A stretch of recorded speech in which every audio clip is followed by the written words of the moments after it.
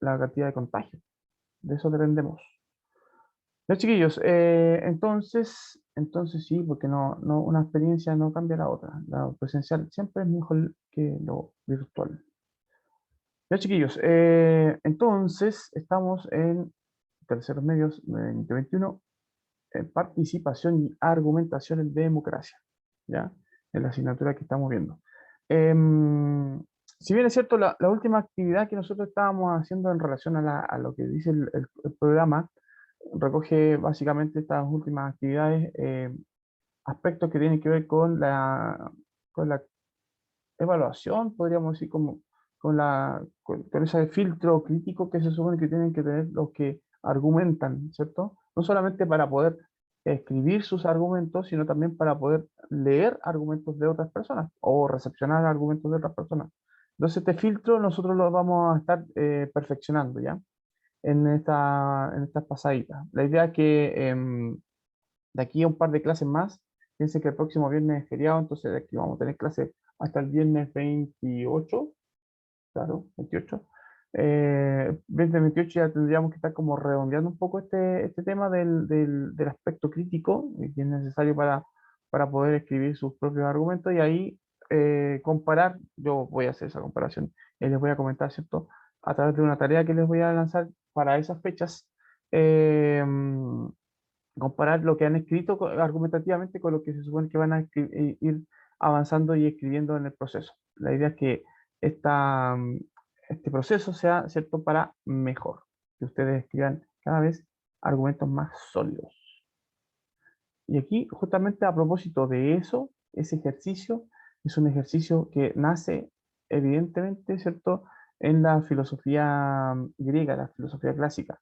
Y aquí tenemos justamente a uno de los personajes que nos va a interesar a propósito de lo que vamos a hacer hoy día y de lo que vamos a hablar hoy día. Bueno, por un lado, no sé si lo pueden ubicar, esta pintura, ¿cierto?, de Leonardo da Vinci. ¿Alguien lo puede decirme quiénes son los personajes que están en la escena central, el que apunta hacia el cielo y el que dice Amao? ¿Quiénes son? Who is estas personas? Le pongo un 7 al tiro al libro que me dice quiénes son y sin equivocarse, ¿ah? ¿Quiénes son estas personas? Me lo voy a poner, y de hecho, es verdad, no estoy bromeando, un 7 al libro porque involucra, ¿cierto?, que sepan quién pintó el cuadro, ¿cierto? Obviamente, si le reconocen a los personajes, van a saber quién pintó el cuadro, que es en este caso Leonardo da Vinci, ya lo dije. ¿Quiénes son los personajes que aparecen ahí? Que son fundamentales para dos asignaturas más encima. La mía, ¿cierto? Y la del profe Geria, que tenemos más rato. Eduardito Vargas, muy bien. ¿Y quién es quién? ¿Me puedes decir quién es Platón y quién es Aristóteles? Muy bien, Eduardo Vargas ya se está ganando el 7, pero tiene que decir quién es quién, po. ¿Quién es Platón y quién es Aristóteles? ¿Quién es el maestro y quién es el discípulo en este fresco? ¿Hay respuesta o no hay respuesta? Ahí en el chat. Ya, Platón, el de barba blanca, bien. Y el otro es de Aristóteles. Excelente, muy bien, Eduardito Vargas. Un golazo. Claro, exactamente, pues uno es el maestro, ¿cierto? Que apunta las ideas. Platón dice las ideas. Y Aristóteles como que le pone la máquina y le dice, no, pues, calmado. Aquí la filosofía es, o tiene que ser, ¿cierto?, algo más práctico, más aquí, más de terreno, por así decirlo, más concreta, no tan sofística, ¿cierto? Sino más práctica. Esa es la idea. Bueno, clase del viernes no es de una clase de filosofía, pero la argumentación nace justamente de un ejercicio filosófico y de hecho de un ejercicio lógico. La filosofía y en este momento, digamos, del que estamos hablando particularmente, la argumentación también, ¿cierto? Están muy emparentadas, en esta clase en particular, están muy emparentadas con el pensamiento matemático incluso. Así que aquí vamos a estar como abriendo un nicho que a lo mejor ustedes no conocen y que es la conexión que hay entre lenguaje, matemática y filosofía al mismo tiempo. ¿Vale? pensamiento lógico. Clase 10, viernes 14 de mayo. Ok, ¿de qué vamos a hablar entonces? Porque parece que estamos como un poco desordenados con esta idea de lo que estoy tratando de presentarles. Hoy día vamos a hablar de las falacias argumentativas. No vamos a hablar de todas las falacias argumentativas porque son muchas. De hecho, los estudiosos de este fenómeno lingüístico, ¿cierto? O fenómeno más argumentativo, lógico, todavía no deciden exactamente cuántas y cómo clasificarlas. Incluso no hay una definición concreta o acabada, ¿cierto?, de lo que es una falacia argumentativa. Yo voy a hacer una aproximación a lo que es el fenómeno, ¿cierto?, de la falacia argumentativa para que ustedes eviten caer en circunstancias, ¿cierto?, de este tipo de argumentos erróneos y procuren, obviamente, también aplicar este criterio para poder, eso dice el propósito, ¿cierto? Como dominio, incrementar el dominio, ¿cierto? De estas herramientas que le permiten a ustedes mismos construir sus propios argumentos que sean buenos. También, ¿cierto? Reconocer las fallas en los que producen y recepcionan ustedes, ¿cierto? Los que producen otros argumentos y ustedes los recepcionan. Esa es la idea, ¿cierto? Que sean como bien críticos también. Y digan, está incurriendo en una falacia, así con propiedad. Esa es la idea. Vamos a ver si podemos practicar un par de clases. Perdonado, don Víctor, no se preocupe. Aquí lo único que les pido es que mientras tanto no están siendo conducidos, ¿cierto?, a conversar, tengan su micrófono apagado. Hay un micrófono que está abierto y escucho como eso. Víctor, ¿eres tú? Sí, profesor, disculpe, que se activa solo cuando uno se Ya. une. Tenga No me cuidado, había no dado se le cuenta. vaya a activar ahí y lanza un improperio de calibre cototo. Ya, ya, chiquillos, tengan cuidado con sus micrófonos, por favor. Eh, entonces, les decía, estamos en... ¿Y por qué por qué Aristóteles? O sea, ¿qué importancia tiene él en este juego de las falacias? Sí, esto es un poco una pregunta un poco más compleja porque involucra, ¿cierto?, saber un poco de filosofía antigua, o historia de la filosofía. Se entiende que Aristóteles es uno de los primeros que se da cuenta de que se puede perfeccionar la técnica, ¿cierto?, del diálogo argumentativo. Específicamente, ¿cierto?, a través de, y él detecta, ¿cierto?, que hay 13 errores que generalmente se cometen. Tienen que haber escuchado muchas conversaciones, muchos argumentos de muchas personas, ¿cierto?, en la academia donde él estaba, obviamente también las conversaciones con Platón y qué sé yo, en su interacción filosófica, ¿cierto? Tiene que haberse dado cuenta que se cometían muchos errores en la forma, digamos, de fundamentar las premisas. Entonces, ahí él dijo, claro, esto lo podemos evitar educando, ¿cierto? Específicamente a los expositores o argumentadores, ¿cierto? A los filósofos y educarlos básicamente para que eviten este tipo de errores para no venderla, ¿cierto? Esa es la idea. Es lo que decía Aristóteles, con palabras más griegas, ¿cierto? Por supuesto. Ok. Él mismo nos va a invitar, ¿cierto?, a hacer el recuento de la clase anterior. La clase anterior nosotros estábamos hablando de la estructura de la argumentación. Y habíamos dicho, ¿cierto?, que todo texto argumentativo tenía básicamente estos cuatro componentes, ¿cierto?, que son una tesis, es la opinión, ¿cierto?, de quien enuncia, lo que se supone que es eh, el centro, el corazón, digamos, de la argumentación propiamente tal. Y luego está lo que la sostiene, el cuerpo, podríamos decir, ¿cierto? Sus músculos, sus huesos, su columna vertebral, que sería la base, la garantía de la base, ¿cierto? Y el respaldo de la garantía. Así tienen que aprendérselos, ¿cierto? La tesis tiene una base, que son los argumentos. Esos argumentos tienen que tener garantía y esa garantía tiene que tener un respaldo. Y aquí yo les puse un ejemplo bien rupestre, a propósito, ¿cierto?, de una situación muy cotidiana en la que ustedes podrían incluso, ojalá nunca, pero podrían estar familiarizados, ¿cierto? Que alguien que quiera beber bajo el efecto del alcohol y ustedes digan, no, pues compañero, ahí, ¿por qué? Porque manejar ebrio, ¿cierto? Es peligroso. Y aquí, ¿cierto? Le pueden decir en el respaldo el por qué es peligroso. Fíjense que todo esto podría ser un párrafo, si lo escriben, si lo redactamos de manera Correcto. Y eso sería básicamente un texto argumentativo. Así de sencillo. En el papel, parece sencillo, ¿cierto? Ponerlo en práctica. Ahora, una de las prácticas justamente de este tipo de textos argumentativos es la de escribir ensayos. Los ensayos son básicamente textos que permiten jugar, practicar, probar, ¿cierto?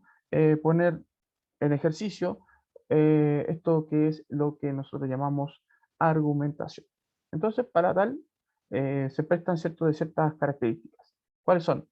Que son breves, que son interpretativos siempre, nunca son una verdad absoluta, involucran ¿cierto? Permanentemente la postura y la visión más personal ¿cierto? De quien la emite, por eso es su carácter confesional, tienen siempre una intención de diálogo, siempre están abiertos ¿cierto? A conversar, a poner de manifiesto, a compartir ¿cierto? Puntos de vista en relación a algún tema, un fenómeno polémico.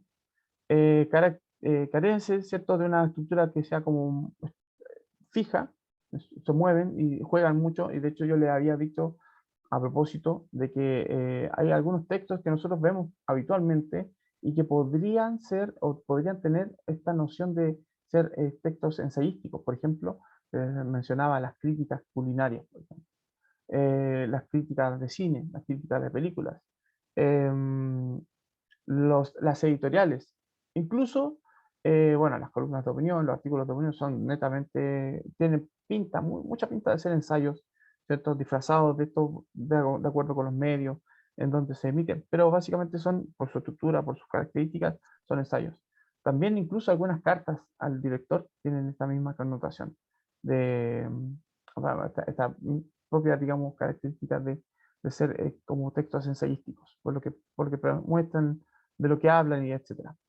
A propósito de la variedad temática, ¿cierto? Y obviamente también esta capacidad que tiene de volcarse el estilo del autor, y eso lo hace un texto que esté más vinculado, ¿cierto? Con la literatura. De hecho, se dice, los que estudian esto, ¿cierto? Nosotros vamos también a coincidir con ellos que este es más un texto literario que uno no literario, ¿ya? Los ensayos, porque son súper subjetivos, po. Es el punto de vista del autor y su estilo, entonces como juega mucho con eso. Y hay también cabida para que se haga relaciones intertextuales, ironía, figuras literarias, etcétera, etcétera, etcétera. Ya, puede ser perfectamente un texto literario de tomo y lomo. Ya. ¿Y ahora qué vamos a hacer? Dice Aristóteles. ¿Qué vamos a hacer hoy día? Hoy día, como ya les había anticipado, eh, vamos a hablar de las falacias. Yo aquí les voy a proponer, permiso,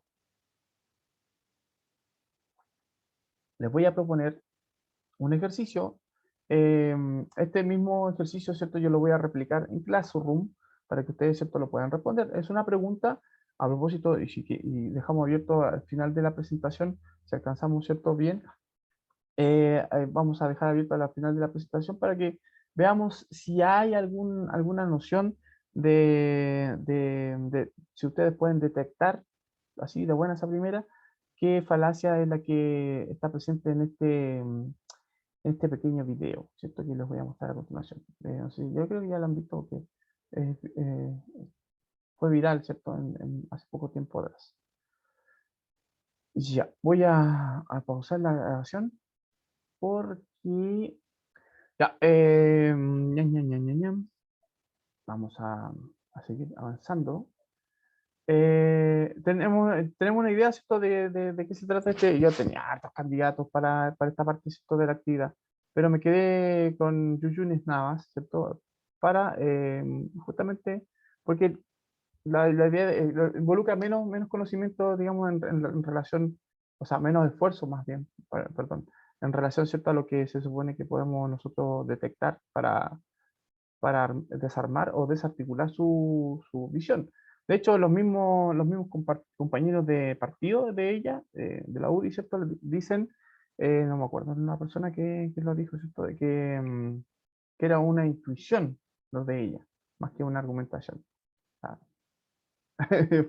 pero ella lo dice con convicción, o sea, lo está diciendo con peso argumentativo, sin pruebas, por supuesto, sin garantías y sin respaldo de lo que se supone que está argumentando. Entonces, evidentemente hay un error.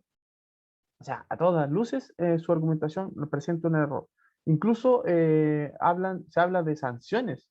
O sea, dicen, no vamos a caer en sanciones, pero lo pensaron. O sea, estuvo ahí en la situación, ¿cierto?, de análisis, porque las palabras pueden sacar ronchas, pues de hecho generar un conflicto internacional complejo, dado el escenario, ¿cierto?, económico que tiene Chile con los tratados, ¿cierto?, que tiene firmado con China, precisamente, país al que acusa de haber generado intencionalmente, ¿cierto?, esta enfermedad, esta pandemia que estamos viviendo.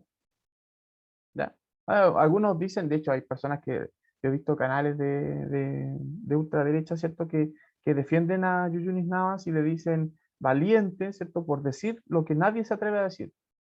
Pero está bien, pues ya también puedo decir un montón de cosas, pero y las pruebas y los respaldos y las garantías, ¿cierto? Mis argumentos tienen que estar construidos en base a algo que yo puedo probar de alguna manera. Ella dice, no, yo no soy científica. Claro, está bien, nadie es científico. No se trata de ser científico, ¿cierto? Pero de sí recoger evidencia que pueda permitirme, ¿cierto?, respaldar lo que estoy diciendo. Nosotros vimos, de hecho, a propósito de esto, una argumentación, una columna de opinión de Kaiser, ¿cierto? De Alex Kaiser o Axel, no me acuerdo bien el nombre. Pero el señor Kaiser que basándose en estudios científicos internacionales y serios, dice, ¿cierto?, que el juego, ¿cierto?, de la cuarentena, de salir y entrar a la cuarentena, no estaba siendo efectivo. Esa era su opinión. Pero con pruebas, pues, o sea, cototo. No hay que ser ni de izquierda ni de derecha, ¿cierto?, para poder decir o hacer y construir un buen argumento. Hay que ser lógico y evitar las falacias. De hecho, si ustedes se dan cuenta aquí en esta rúbrica, tenemos dos elementos que tienen que ver con la calidad de los argumentos. La rúbrica, ¿cierto?, nos sirve para eso, para detectar cuándo y cómo, digamos, podemos generar nuestros argumentos y que tengan cierta competencia. Aquí hay una, ¿cierto? Cuando dice la calidad de la hipótesis, es decir, cómo debe ser generada nuestra opinión, basándose en qué. La hipótesis demuestra tener relación con el texto, dando el contexto, el cambio contextual y tomando en consideración las características del autor del texto. Fíjense en eso, ¿cierto?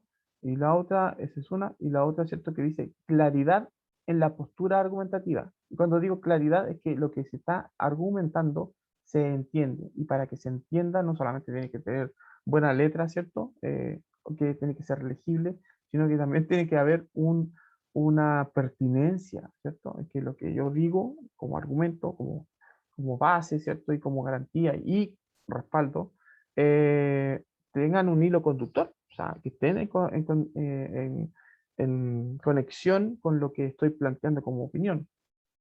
Y obviamente que no tenga ningún vicio, ningún error. ¿Ya? Ahí tenemos esto, esas dos máximas de calidad que están en nuestra forma de evaluar nuestros trabajos argumentativos. Frente a eso, ¿cierto? Tenemos que decir que tanto la calidad como la claridad de las argumentaciones son fundamentales. Eso tienen que tenerlo siempre bien, bien clarito, bien fresco. Y por eso hoy vamos a ver las falacias argumentativas. Bueno, explícoles qué es una falacia. Falacia viene del latín falacia, ¿cierto? Que significa engaño. Es un argumento que parece válido, pero no lo es. Algunas falacias se cometen intencionalmente para persuadir o manipular a los demás, mientras que otras se cometen sin intención debido a descuidos o ignorancia.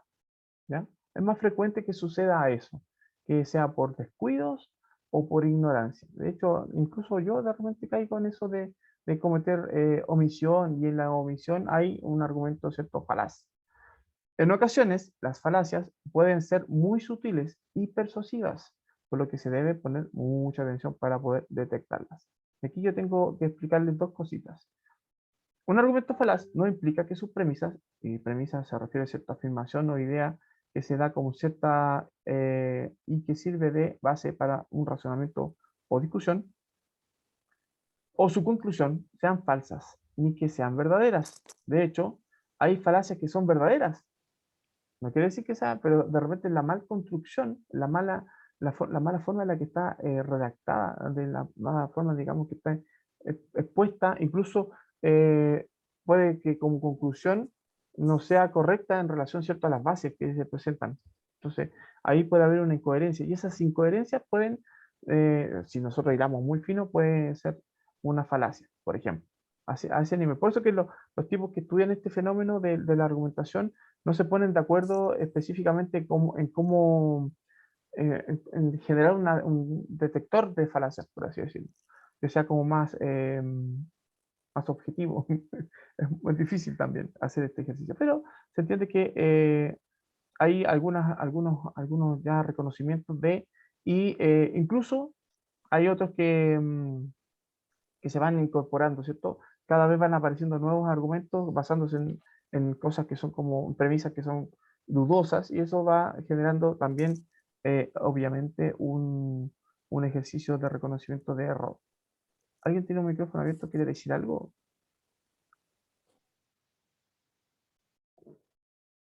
¿Aileen tiene tu micrófono abierto? Dígame, la escucho. ¿No? Bueno, dice, un argumento puede tener premisas y conclusiones verdaderas y aún así ser falaz. Lo que hace falaz a un argumento es la invalidez del argumento en sí. De hecho, inferir que una proposición es falsa porque el argumento que la contiene por conclusión es falaz, es en sí una falacia conocida, ¿cierto? Esta es la falacia de las falacias. La argumentum ad logicam, que quiere decir, ¿cierto? Que se afirma algo falso la falsedad de algo, ¿cierto? Solo porque surge de un razonamiento falaz contrario a la lógica, ¿cierto? A veces sucede también eso, porque dice, pero todo lo que tú has dicho es falso, porque está mal estructurado, no, pues, y de repente dentro de lo que la persona dice, por muy engañoso que sea, o muy falaz que sea, ¿cierto? Hay algo de verdad. Entonces, claro, eso puede ser un argumento ad logicam tiene que ver justamente eh, con detectar una falla, pero por la falla creemos nosotros, echa a perder toda la argumentación y a veces no es así. Hay que tener mucho cuidado con eso, mucho ojo, como sale ahí el monito. Las falacias, y esto para que se acuerden, ¿cierto?, de lo que habíamos hablado en clases, y habíamos dicho, ¿cierto?, que habían tres máximas que tienen que respetar para no caer en falacia. Cuando por ignorancia o involuntariamente, ¿cierto?, se esboza un argumento, un razonamiento falso o erróneo, se emplea como un modo de convencer razonadamente, cometemos falacia, ya lo sabemos. Para no caer en eso, ¿cierto?, tenemos que cumplir tres criterios o tres máximas, que son las de suficiencia, las razones o premisas deben proporcionar evidencia suficiente para llegar a una conclusión, suficiencia, o sea, que los argumentos sean suficientes, sobre todo en la falacia, esta es para evitar la falacia, por ejemplo, de generalización apresurada, por ejemplo. Entonces, uno que generaliza apresuradamente, no, pues, calmado. Hay que tener suficientes datos, suficientes razones, premisas, ¿cierto?, para poder decir lo que voy a decir y no caer, ¿cierto?, en esta generalización errada. Hay un caso ahí que vamos a ver más adelante. Relevancia. Los argumentos deben estar relacionados con el tema discutido. Deben ser relevantes a fin de lograr la aceptación de la conclusión. Y aquí hay varias falacias que tienen error, ¿cierto?, de relevancia, porque, por ejemplo, no, causa-efecto, que la causa no tiene nada que ver con el efecto. Hay algunos otros más que podemos reconocer fácilmente. ¿Ya? Entonces, ahí tiene que haber relevancia. Y aceptabilidad, es decir, que para convencer se deben entregar razones aceptables por cualquier persona que la domine. Esta es más difícil de detectar. Hay una que es particularmente interesante, que tiene que ver, y a lo mejor va a generar roncha aquí para las personas que son creyentes, ¿cierto? Que de repente el argumento de la fe no es un argumento aceptable, porque no es un argumento que todo el mundo pueda asumir, porque la fe es algo que se siente, no es algo que se vea. concretamente. Entonces, como se siente, muchas personas pueden no sentir fe y echan por tierra, ¿cierto? Los ateos, a eso me refiero, echen por tierra el argumento de creer o no, o de la existencia o no, ¿cierto? De Dios, por ejemplo. ¿Ya? Entonces, por ahí, y otras cosas también, pues, o sea, hay otras personas que también creen en otras cosas y qué sé yo, no solamente Dios. Hay viejitos afuera y qué sé yo. Los extraterrestres, el conejo de Pascua, etcétera, etcétera. Tipos de falacias. La primera y la más común, ¿cierto? Que nosotros vemos incluso en discusiones, en freestyle, yo también he visto mucho esta del ad hominem. Se supone que el freestyle es como un juego de un contrapunto argumentativo, con lírica, ¿cierto? Y con rima y todo el cuento. Entonces, de repente el juego ese cae mucho en esto del ad hominem, que es una falacia en sí. Deberían evaluar eso también en las competencias de freestyle. Y aquí dos tipos de ad hominem. Una que es directa, el ataque personal directo. Alejandra Delgado, tienes tu micrófono abierto. ¿Quieres decir algo? No, profe. ¿Cómo vamos hasta aquí? ¿Van entendiendo, chiquillos? ¿De qué estamos hablando? Ya van captando qué son las falacias, ¿cierto? Que son argumentos errados. Y ahora vamos a ir como precisando un poquito de estas características de estos argumentos falaces. Aquí un tipo de argumento falaz es el ad hominem. Y hay dos, como ya les decía, ¿cierto? El ataque personal directo se trata de una descalificación del oponente sin refutarle sus argumentos. Es como atacar a la persona. Por eso dice ad hominem, al hombre, a la persona, al sujeto, o al individuo, ¿cierto? No lo que está diciendo, ¿cierto? Y está también el ataque personal indirecto, que descalifica a la persona por la situación en la que se encuentra y no por sus argumentos en particular. Dos ejemplos, ad hominem, ¿cierto? Él dice, alguien que viste tan mal, él dice, ¿cierto? Alguien que viste tan mal no puede tener razón. Lo está viendo, lo atacando, ¿cierto? Por su apariencia física, por ejemplo. El tema de raza también, pues realmente el racismo se basa mucho en esto del ad hominem. Va a decir, como, ¿qué decís tú si tú eres un inmigrante, por ejemplo? Una cosa así. Bueno, eso sería indirecto en este caso, porque estamos hablando de una circunstancia particular que afecta a la persona, el hecho de ser inmigrante. Piñera, pues, José Piñera, el hermano cierto del presidente. Él puede decir, las AFP son buenas. Y alguien le puede decir a don José Piñera, ¿cierto? Claro, porque usted las inventó. Entonces, la circunstancia de que él sea el creador de las AFP puede, puede darnos como propiedad a nosotros de decir, sí, pues, usted está defendiendo algo que usted mismo creó, pero esa es una circunstancia de él. Él puede tener razón, a lo mejor las FP son buenas, pues, o sea, son eficientes y todo lo que ustedes quieran para recaudar fondos y todo, pero a lo mejor hay otro mal en la FP que hace que nosotros digamos 40 años después que son malas. Dígame, escúchalo. Hay un micrófono abierto pequeño. El argumento falaz aquí es este, el que dice claro, porque usted las creó. O sea, por la posición en la que él está. Eh, tendemos, ¿cierto? A tener esa, mm, esa falacia. Fíjense que estaba pensando que, claro, hay un cruce como de dichos entre personas que están vinculadas a Colo-Colo y Universidad de Chile, Borgi, creo, y Johnny Herrera, si no me equivoco, a propósito de esta imparcialidad que de repente tienen como comentaristas deportivos. Entonces, claro, se acusa a uno, a Borgi, por ejemplo, de ser colocolino, entonces sus dichos siempre tienen relación con favorecer o envilecer, ¿cierto? A quienes ataquen o vayan en contra de esta institución, de Colo Colo, por ejemplo. Pues ahí puede haber también un ataque a su persona por la posición en la que él está o en la que estuvo, porque él fue jugador y fue entrenador, ¿cierto? De Colo Colo, por ejemplo. Entonces también es un ataque ad hominem, ojo con eso. La- la- la- las barras también a caer en eso de atacar a las personas y no a sus argumentos. También está la apelación a los sentimientos. Esta es una falacia porque intenta conmover o persuadir emocionalmente, ¿cierto? A través de la compasión para recibir un trato especial.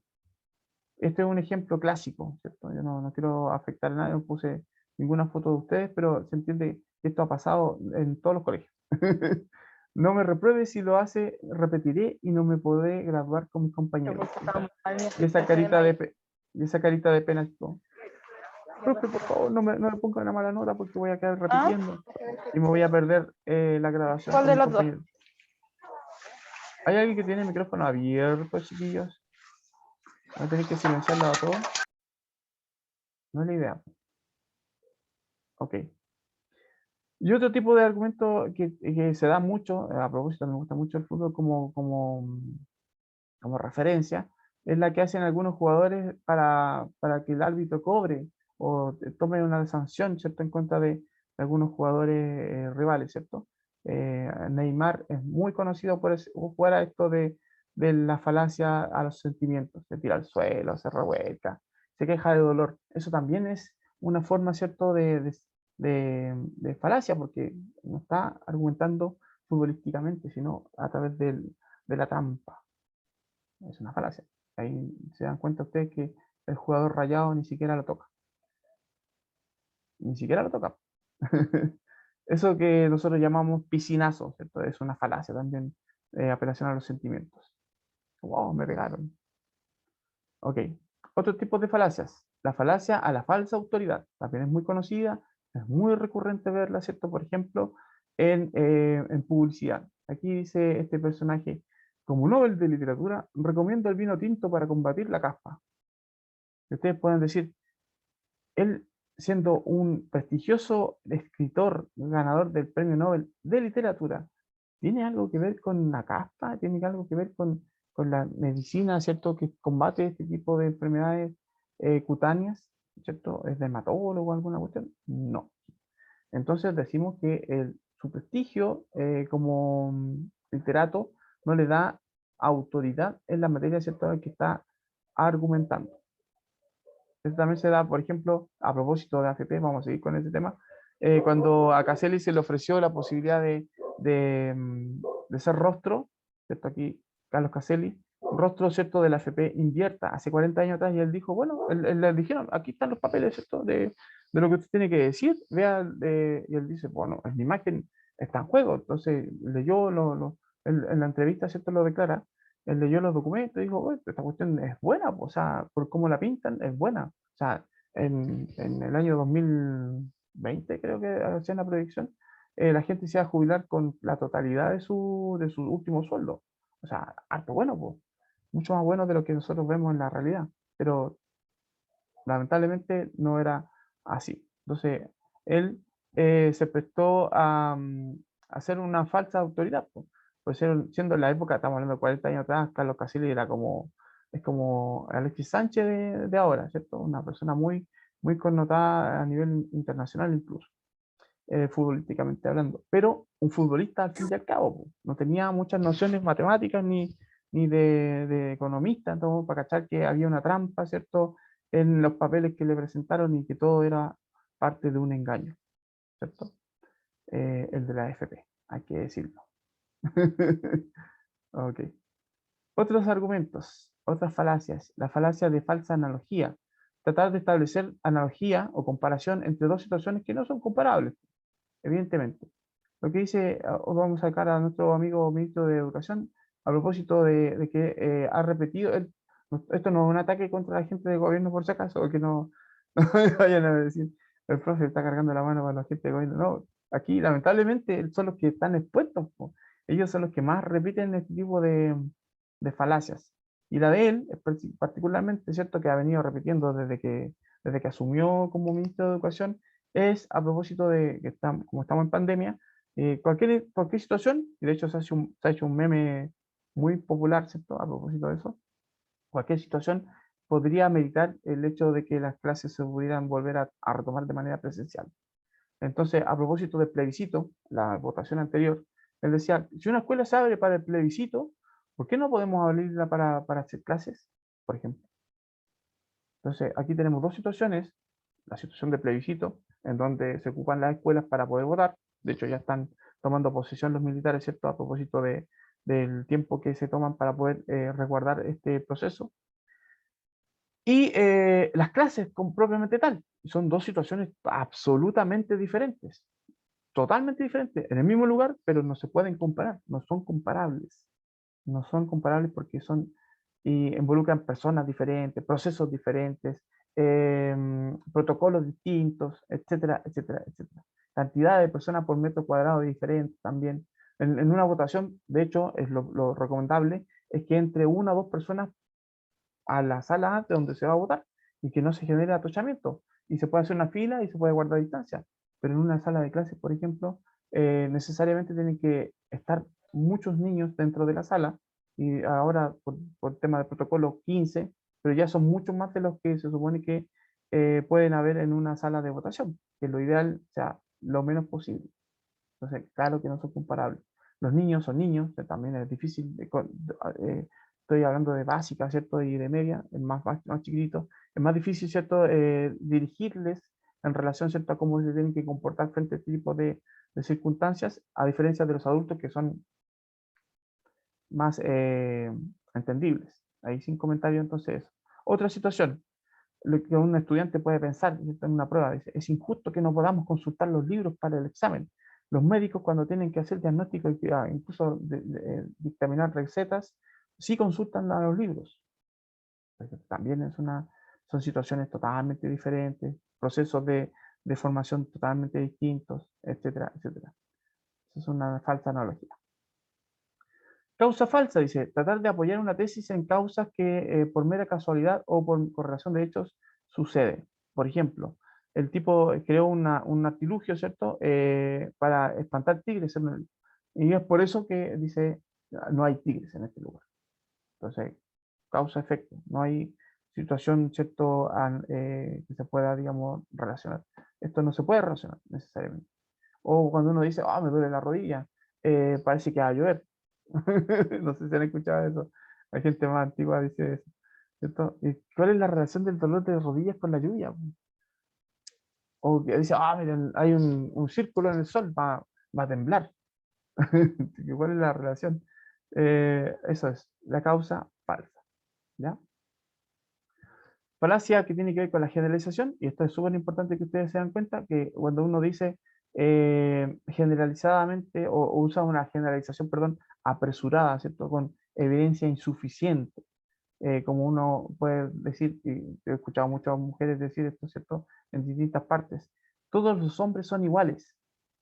Si fueran todos los hombres iguales, ellos, bueno, ahí tienen una evidencia que no lo son.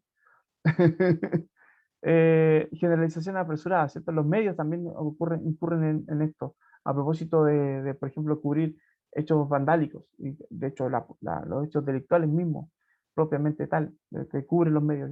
Está quedando la escoba, hay mucho robo, están robando por todos lados. Nos encontramos, ¿cierto? Aquí dice el periodista, frente a una plaga de ovejas negras, y en realidad hay una sola oveja negra, no tantas. O sea, los índices de delincuencia, por ejemplo, también son en comparación con la cantidad de personas que son buenas, son bajos. O sea, y en todas partes se supone que hay delincuencia también. No es que hay un boom, es cómo se cubre esa información. También es una falacia. Falacia de razón irrelevante.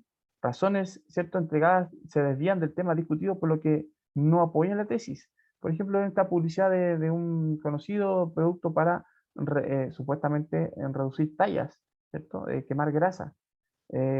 Científicamente se sabe que no hay ningún producto que pueda hacer eso desde afuera del cuerpo.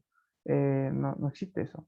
Entonces aquí tenemos cuando vemos este tipo de publicidad que en la parte de atrás de la cajita incluso viene con un instructivo que dice haga ejercicio en forma regular, beba harta agua y coma sano y use el producto, ¿cierto? Y se da cuenta que va a bajar de peso.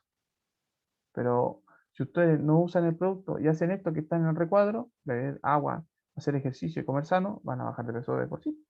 O sea, la razón es irrelevante. O los temas del cereal, porque dicen, ¿cierto? Con respecto al valor nutritivo de los cereales, debo decir que la leche que usted le agrega tiene un gran valor nutritivo. Sí, po, la leche ya de por sí es un alimento súper completo. Entonces, echarle leche a los cereales no hace que los cereales sean mejor, o que los cereales en sí sean buenos, sino que la leche los completan, ¿cierto? Nutritivamente, la pura leche, ojo. Así que ahí también falacia. Premisa problemática, y aquí también a propósito de lo que estábamos hablando sobre las características, las máximas que habíamos dicho al principio, sobre el tema, ¿cierto?, de la aceptabilidad.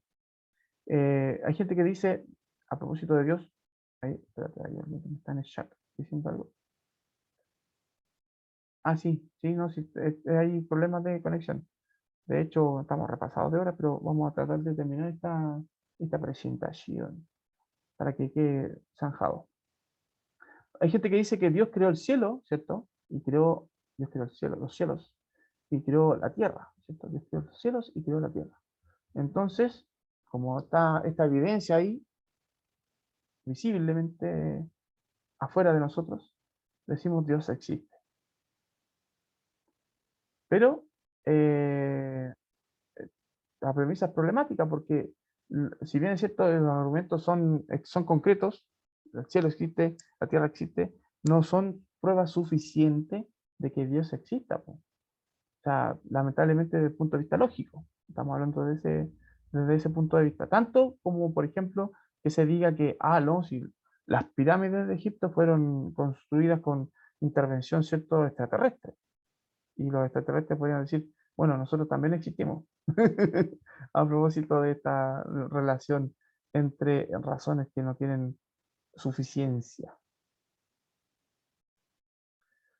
Y a propósito de eso, ¿cierto? La pregunta que nos invita a hacer este amigo extraterrestre, ¿qué falacias se encuentran en el video de Yuyu Navas? Por tiempo no lo vamos a hacer en esta clase, en este momento, ¿cierto? Queda como tarea, ya lo vamos a ver, revisar, ¿cierto? Que más ratito voy a subirla para que ustedes puedan revisar el video, revisar otras falacias que puedan encontrar, porque son infinitud, y pueden haber otras tantas más.